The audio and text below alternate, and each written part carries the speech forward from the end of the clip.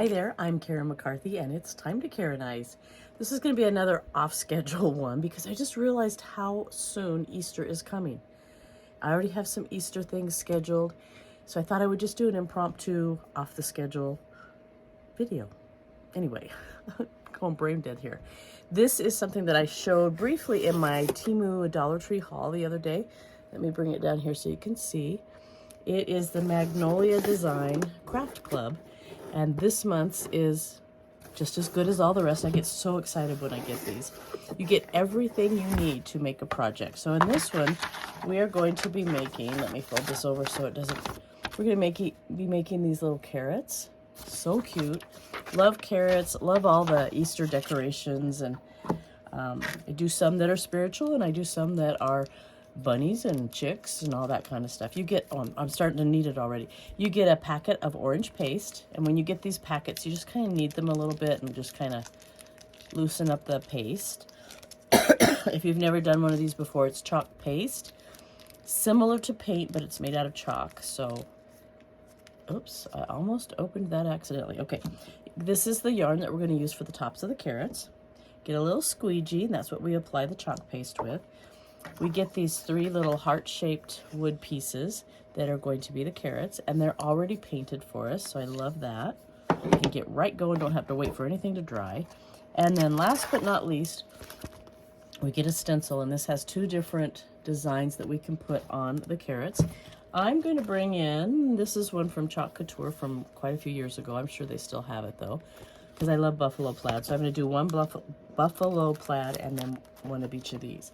So first thing I'm going to do is prep my stencil, or sometimes they're called transfers. Let's get it down here so it's not so crunchy for you. That sound is so loud on the cameras. Excuse me if I sound a little hoarse. I'm kind of fighting a cold. Okay, these are silkscreen transfers, which means that all of that white is actually silkscreen. And that's why we can get so many different designs and distress marks and all that kind of stuff in them. I don't even know what to call these. I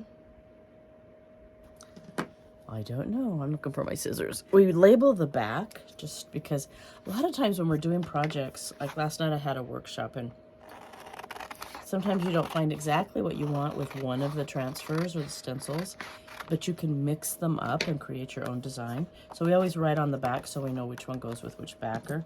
I'm going to do carrot swirls. I'm going to call this like waves. They kind of look like waves to me. And then this will be, these kind of look like roots. So I'm going to call it carrot swirls roots. I'll know what I mean. As long as you know what you mean, it doesn't matter. Like roots. Okay. Get that out of the way. All right, you're going to see how simple it is to make really cool designs. I want to check one thing out. I'll read it to you when it gets that time. I forgot to pre-read the directions to see exactly how they're having you do the top. Whoops. Okay, forgot to grab a little thing to put this paste out in, so let me grab one of those. I thought I had everything, but it seems like I always forget at least one thing. Okay, I'm just going to warm this up with my hand and squish it around a little bit. And then I'll work it down. I love this because it's a way to try out a company like Magnolia Design without going full bore until you know that it's what you want to do. Whether it's for a business or for personal use, you know, it doesn't matter. I started out with a different company, just doing it for my own use, whatever, and ended up doing workshops. Okay, I'm going to start with this one. So I need to grab one more thing that's behind me. These are pretty sticky to begin with because we want to be able to use them again and again. I will use these with a lot of different projects, not just these carrots. So we've got this fuzzing cloth. This one is from the other company. Probably shouldn't mix companies on videos, but It is what it is. Well, let's see if I can get this off. It's kind of like my Cricut machine. Sometimes just getting that. There we go. That first bit is the hardest. Okay, so I'm going to just smooth this on here, and this just puts a little lint on the back so that it's still sticky, but it's not so sticky that it's going to pull up that paint or pull up the chalk paste when we're doing it. And then I'm going to set that aside. And I think I'm going to do this on this one. And then I just lay it on. And you might want to move it around. And ooh, I like this. Yeah, I like that design right there. I want to get that almost looks like a rose. I don't know if I sound as hoarse to you guys as they do to me, but it's driving me crazy. Okay, I got something. Something was on my towel that I didn't want to be on. There we go. So you want to smooth it down so there's no air bubbles. Then grab your squeegee and your paste. Just dip the squeegee in the paste. Dot it on. And then hold it almost vertically and just wipe it through until you don't see that white from the surface coming through, or whatever color your surface is that you're doing. Somewhere on there we go. Wipe it up. Doesn't take that much paste. I probably will have more than enough in here. I mean, I think I'll have some extra, which I shouldn't have squeezed it all out, but oh well. All right, and then I'm going to grab it in the middle, not to one side or the other, because you know how fabric can sometimes stretch on the bias? That can happen with these if you grab them on the corner, and then it might be kind of distorted for the next design. I got to grab it where I can't. This is such a small surface. There we go. Look how beautiful that is. Nice. I'm going to let that dry, and then I'm going to do the other side too, so that these are actually reversible. I could do a different thing on the other side, but I think I'm just going to make them the same. Okay, so for the big one, I am going to use my buffalo. Now, this has been used so many times, it's barely sticky. So I'm going to just position it where I want, smooth it down, but I'm actually going to hold this while I do put the paste on, because it might move because it just doesn't have much stick left. So I'm actually just not even dotting it on. I'm just going down here further and just smoothing it up. So there's two different ways you can put it on. Dotting it on and then smoothing it, or just doing it like this. Excuse me. Now I'm going to have the cough.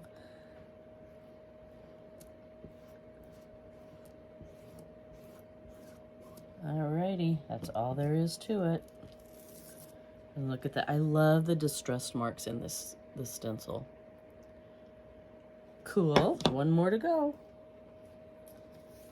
And then we'll figure out, let's see. Couldn't remember what I was doing. I'm not even on NyQuil right now, or Dayquil. Okay, let's get this off. I know I started to say something and I can't remember what it was. Maybe I still have some NyQuil in my system. I don't know.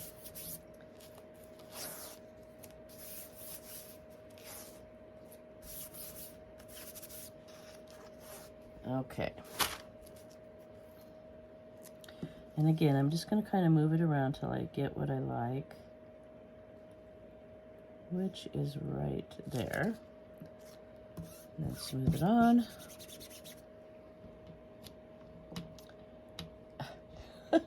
I don't want to get paste all over my hand. There we go. Just squeeze it on. Squeegee it on, not squeeze it on. And when you're doing like out of a jar of the paste, you can put the extra that you scrape off right back in the jar and not even waste any, which is really cool. Yeah, that's sticking really good. Oh yeah. Looky there. So cute. All right, let's see if this one's dry. Not quite. So I'm going to let those dry a little bit, and let's see what we're going to do with these. Put the paste up here. Remove the paper wrapping from the yarn bundle. Okay. Excuse me. Oh, I like this. It's very soft, and I like that color. That's almost the color of my living room walls. Okay, unravel yarn fully. Well, okay. Place the 2 ends together, folding in half. Continue this step until you have 32 strands.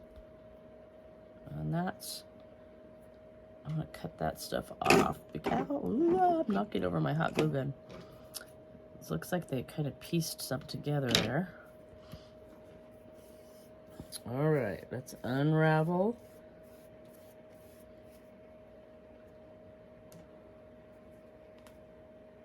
Where's the other end? I buried the other end. Oh no.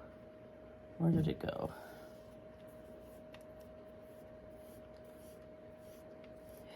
It's here somewhere. There it is. All right, so we're just gonna keep doubling it over on itself.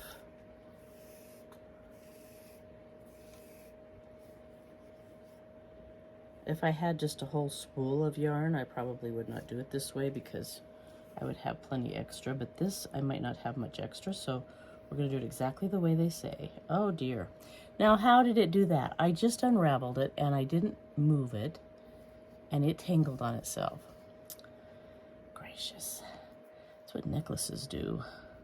When I travel, I wrap my necklaces in a Kleenex, 1 necklace per Kleenex, just to keep it from doing this, because you know how chains are. Or you could do tissue paper or whatever. My goodness, this is this was not like this a minute ago. If I could rewind the video and have this not be like this, but it wouldn't work that way, would it? Okay, come on.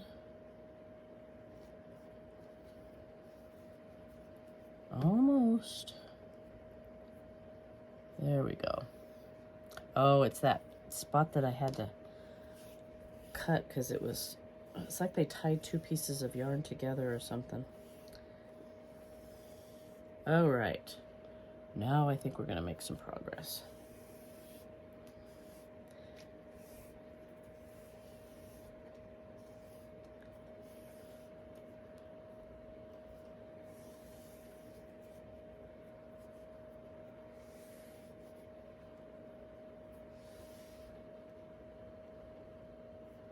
Oh my goodness. I don't know if I want to do that one more time.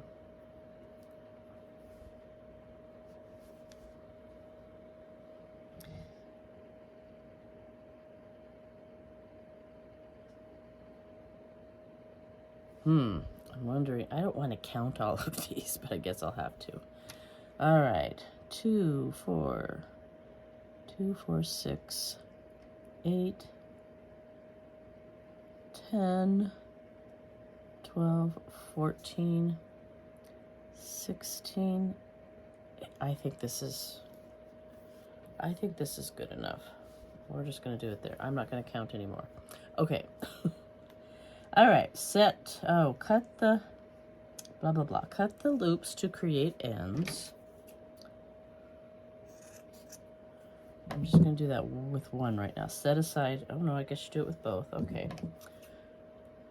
You don't want to get interrupted in the middle of this or they'll all come loose. I did this with something the other night and then it took a while to get all of the loops at the same level again, or all of the strands, I guess you'd say. Okay. Set aside 3 single strands. Well, I didn't cut that one.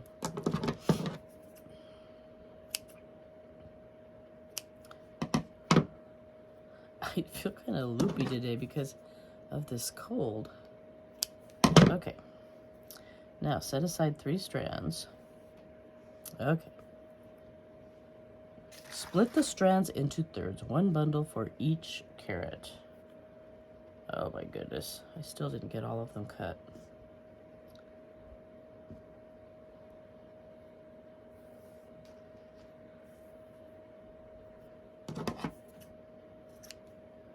Okay, I'm not going to have you watch me count these, so I'm going to turn the video off and I'll come back on when I get it all divided. Okay, I actually did 2 of them off camera because I figured there was no sense you watching it. I am so glad I did because It's much easier on the paper than it is in real life doing this. So I'm going to try something. They said to twist these and keep twisting as you push it through the hole with a pencil. Well, I don't know if it's just me and my coordination, but I can't do both of those things at once. So I'm going to try something. I may regret this. I'm going to try just, because they kept, when I shoved them through, you know, some of them would come through easily, some wouldn't, and they were all different lengths, and it was kind of a pain to get them even. So I'm going to try something here, and whoops. I don't know why, but this stuff sticks to my fingers. I'm going to try just tying them together in the middle instead of twisting and then trying to push that knot through. We'll see how that works. It's the way I did something similar a while back. In fact, I was going to show you these. This is a kit that Magnolia Design has. They're beaded carrots. Aren't those cute? There's 3 in a kit. So cute. All right. So now I'm going to, let's see, I guess I'll keep it open. And I tried a pencil, I tried a paintbrush handle, and they just, with the bulk of this, they were too big. So I got one of my little styluses, and that seemed, styluses? I don't know how you say that, plural. That seemed to help a lot. Oh, I think this is going to work really well. All right, so I would suggest if you get this kit, that's how you do it. It still is kind of a pain to get it all through the carrot hole, but if I can get it far enough, and I want to try to keep them separated like this because you want to only pull one side all the way through, of course, or the whole thing comes through and you have to start all over. Let's see if I can, yeah, I can kind of get it. The advantage with this is it's so little, I can poke it down in there and then get it under the strands and start pulling them through. So I'm going to see if I can get that knot through. Okay, so that worked a lot better. I would suggest something like that. Now I'm going to try to hold one side and just pull up. Maybe. Oh my goodness, this is the hardest part of the whole project. I think if I were doing this again, I would just probably get some raffia and just shove it through and tie it and not worry about so much yarn. But the yarn is really cute. I mean, I do like the yarn. It just is a little trickier. This is working much better by tying it like that, though. We'll see how many I pulled through all the way. I had about 3 that came all the way with the other ones.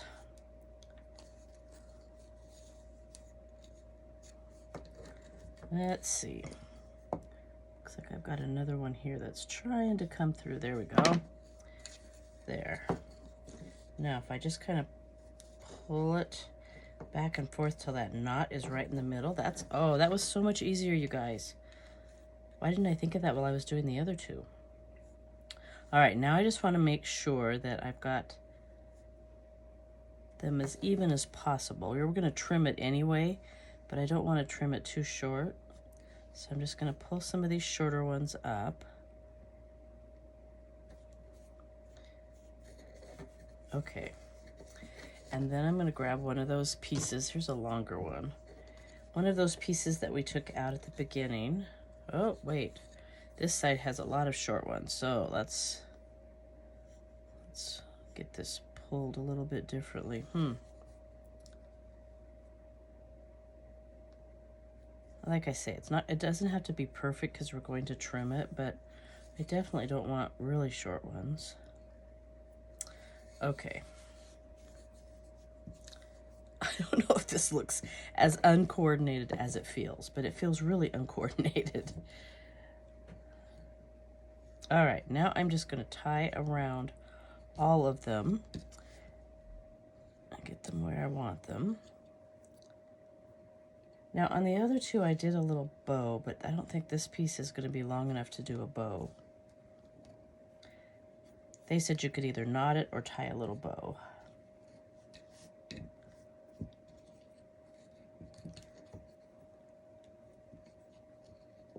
We'll see. This is also that piece that has that, where they tied it together. Oh, that came off. Okay, let's try this again. This is when long fingernails are not an asset, because they get in the way when you're tying these little tiny bows. Yep, definitely.